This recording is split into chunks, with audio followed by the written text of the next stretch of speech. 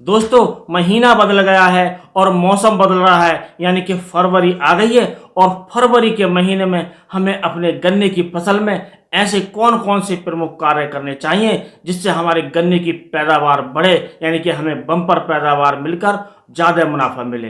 तो दोस्तों यदि वीडियो पसंद आए तो वीडियो को लाइक कीजिए, दोस्तों में शेयर कीजिए और इसी प्रकार के खेती संबंधित वीडियो देखने के लिए चैनल को सब्सक्राइब कर लें। और दोस्तों हमें फरवरी के महीने में सबसे पहला जो कार्य करना है वो करना है गन्ने की कटाई से संबंधित, यानी कि मौसम बदलने के साथ अब जो पौधा गन्ना है उसकी कटाई शुरू हो गई है। और पौधा गन्ने की कटाई करते समय सबसे पहले हमें जो ध्यान रखना है कि उसकी कटाई पर कि वो कटाई जो करनी है ज़मीन की सतह से करनी है, यानी कि ज़मीन के बराबर से करनी है। कभी भी ज़्यादा ऊपर से कटाई नहीं करनी चाहिए, क्योंकि जब हम सतह से कटाई करेंगे तो उससे जो कल्ले निकलेंगे ज़मीन के अंदर से वो मोटे निकलेंगे और वो पैदावार उनकी अच्छी मिलेगी, यानी कि उनकी ग्रोथ अच्छी होगी। और जो कल्ले जो ऊपर से निकलते हैं, यानी कि जो कटा हुआ भाग ज़मीन के ऊपर का होता है, उसमें से कल्ले जब निकलते हैं वो कल्ले ज़्यादा ग्रोथ नहीं करते, यानी कि उनका विकास नहीं होता। तो इस बात का हमें ध्यान रखना है।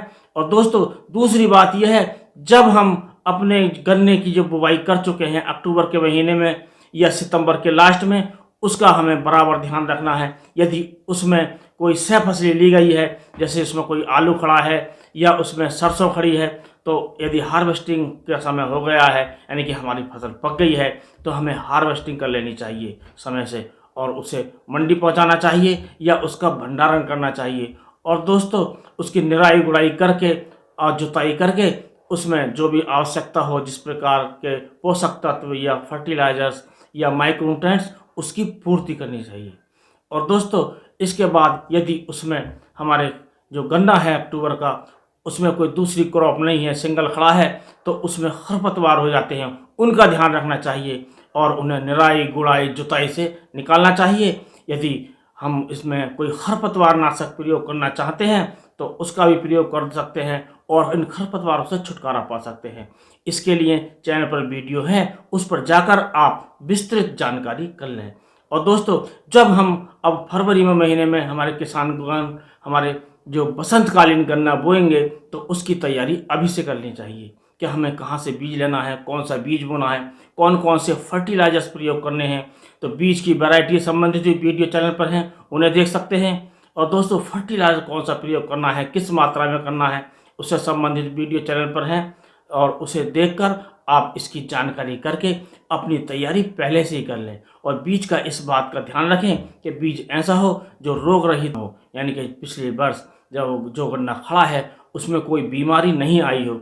और दोस्तों जो रेड रॉट बीमारी है उसका बहुत ध्यान रखना है। और दोस्तों गन्ने के टुकड़े करते समय इस बात का ध्यान रखें, जो गन्ने के टुकड़े करने में हमें 2 बड्स के करने हैं या सिंगल बड्स के करने हैं, ज़्यादा लंबे टुकड़े नहीं करें, क्योंकि बीज का शोधन करते समय उसमें अंदर जो हमारी दवा है वो प्रवेश नहीं कर पाती है।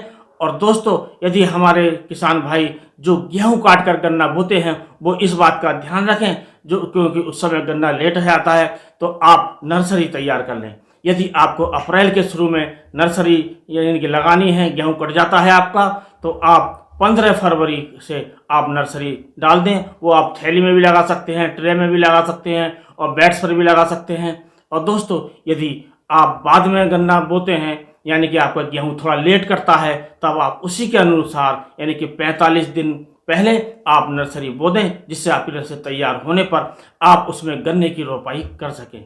और दोस्तों रोपाई करते समय इस बात का ध्यान रखें कि आप उसमें या तो पहले सिंचाई कर लें उसके बाद रोपाई करें, और यदि ऐसा नहीं करते हैं तो आपको तुरंत सिंचाई करनी पड़ेगी, क्योंकि दोस्तों उस समय टेम्परेचर ज़्यादा हो जाता है और रोपाई के तुरंत बाद उसे नमी की आवश्यकता होती है, पानी की आवश्यकता होती है।